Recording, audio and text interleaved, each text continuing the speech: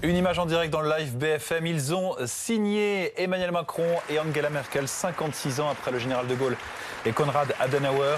Ils ratifient un nouveau traité de coopération entre la France et l'Allemagne. Ça se passe à l'hôtel de ville d'Aix-la-Chapelle. Julia Delage, vous êtes avec nous, spécialiste de BFM TV pour les questions internationales. C'est un couple franco-allemand qui veut se renforcer.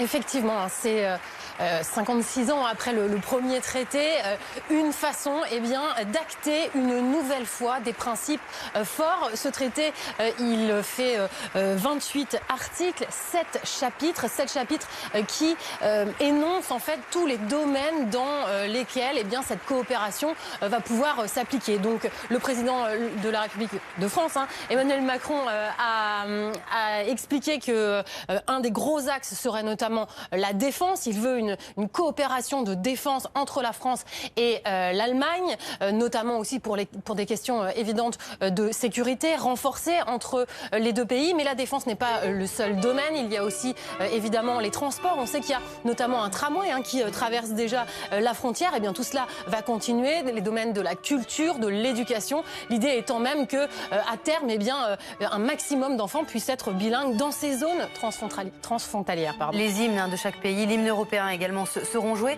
Emmanuel Macron, qui au cours de sa petite allocution a dénoncé les mensonges sur ce nouveau traité, parce que c'est vrai qu'on a tout entendu.